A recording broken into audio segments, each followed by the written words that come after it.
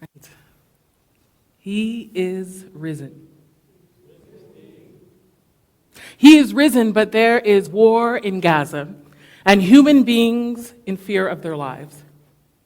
He is risen, but Congo remains exploited for resources, people sacrificing their lives for pennies on the dollar.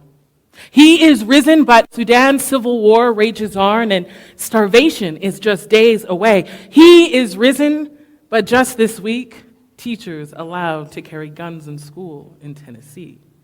He is risen, but housing and feeding, freedom from the rest, from the burden of debt, is elusive to so many. He is risen, but wildfires are coming. He is risen, but all is not well. He is risen, but all is not resurrected. In the book of Luke, we catch these disciples walking along the road. They're discussing all that has happened, all that has been lost, all that has been experienced. They are scared and they are sorrowful and they're concerned.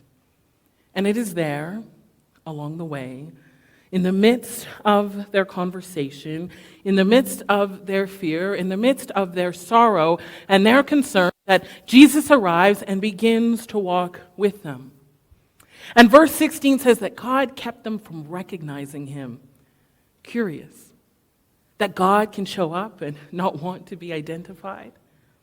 Some wonder if this is punishment of their disbelief of the women in the first place, or could it be that this is what it looks like for God to walk with us from where we will be to where we need to go? A walk towards resurrection. Right where they are, Jesus shows up. Jesus meets them along the way. He asks, "What are you talking about? What are you discussing with your brows furrowed and your heads down and your voices low and such serious faces?" Their response is incredulity. How can you not know what everyone is talking about? That Jesus was killed. The Jewish leaders and the Roman guards came together to kill this prophet, this rabbi, this teacher, the one we had hoped would rescue Israel. In other words, the religious leaders and the Romans have killed the one we hoped would defeat Rome and force them to leave our land and allow us to go back to the way things were. That's a tempting prayer even today. That God would be so on our side that he would destroy another for the sake of allowing us to be unmoved, allowing us to return what was. That God would be the one to sanction our capacity to stand still, to move backward, to resist change. Their desire for the death of the Romans was valid. The end of their violent regime made sense and echoes the desires of a God who loves justice. But it was not the defeat of Rome that God was after. It was not the opportunity for Israel to stand on top of Caesar that would define God at work. God was about bringing a new way of thinking, a new way of being and living. And the defeat of the empire is the most sought after goal to be replaced with the longing for and co-creation of the kingdom. The death of all that manifests death in exchange for a life that produces life. Jesus stands among them, not prepared for a nation to resurrect in power. Rather, Jesus stands among them, longing for a world to be resurrected to humility. A new way of being, a new way of seeing. But today, Jesus doesn't announce that the kingdom of God is near. He doesn't correct them or debunk their understanding. Instead, Jesus walks with them, right where they are. He is risen, but they still don't understand. He is risen, but they still can't see. Jesus is listening to those who have known him, those who have seen him, those who have engaged with him for 3 years, speaking as though this is day one, and yet he walks step by step alongside. The disciples continue their story as they retell the news that Mary shared, the ways they had run to the tomb, found it empty, and then were courageous enough to declare, "We have seen the Lord, he is risen." The men walking wondered if the women were so overcome with grief, if they were so filled with sadness that their grip of reality was slipping. After all, they seem to insist that the impossible is possible, that the unrealistic is their reality. And the ones walking with Jesus shake their heads in disbelief. He is risen, but they cannot believe. Jesus leans in and he begins to speak. His words have intention as he moves them towards their own coming back to life story. Jesus chides them with what some scholars suggest is a joyful rebuff one might give to children, and reminds them that the events that they speak of, the ones that they can't wrap their heads around, the ones that they can't believe, are indeed the very words that were outlined in the prophets, the very words that were spoken by their ancestors, that were promised by God. And as Jesus speaks, their grave clothes are slowly being unraveled. Their great fear is slowly dissipating, their hope reemerging. They are so intrigued by this stranger that they beg him to join them to eat together.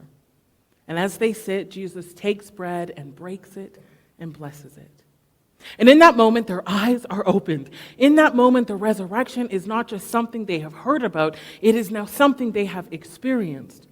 The same God who had eaten with them time and time again is now among them. The same God who had days before blessed the bread, broke it, and invited them to remember him each time they eat and drink was sitting beside them. And as they come to the recognition that it is Jesus who sits with them, Jesus disappears and they are left in wonder. They soon find themselves returning to Jerusalem, and they find the other disciples and confirm they too have seen the risen Lord. Yet, Rome is still in charge. Their greatest hope has still not been realized, and Jesus is alive. The story of two faithful disciples mourning the death of their friend as the very friend they mourn walks with them reminds me of the dichotomy of the world that we live in as those who choose to follow Jesus, as those who somehow believe in the resurrection. And it's not just that we believe in the resurrection, but it's that we also believe that the resurrection holds some kind of power, both as an act and for what that action symbolizes. Yet we live in a world where all is not well and all is not as it should be.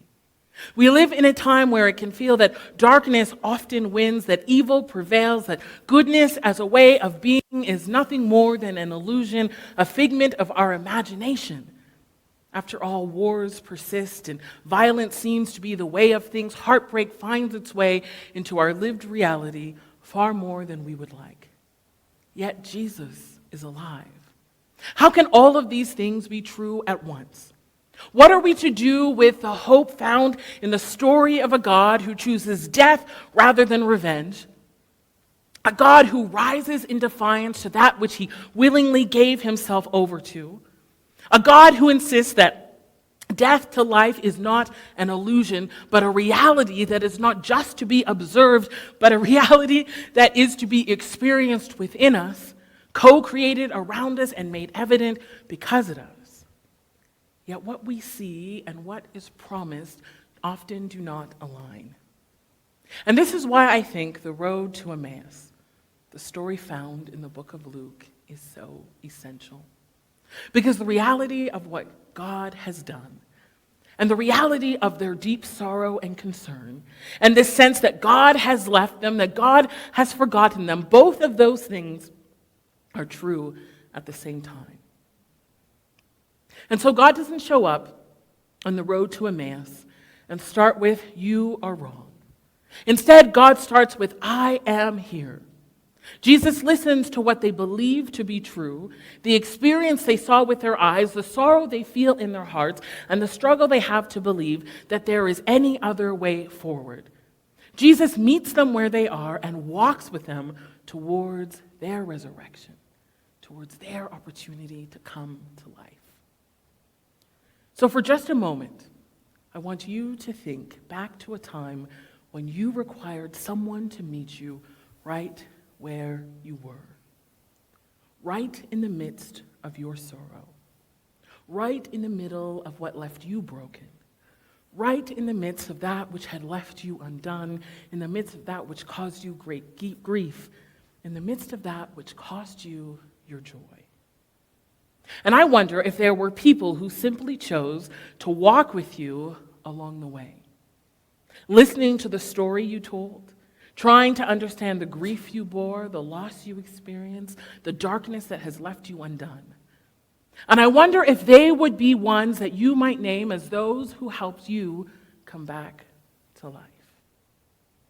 Now, I want you to imagine the church at work in the world on that same stance.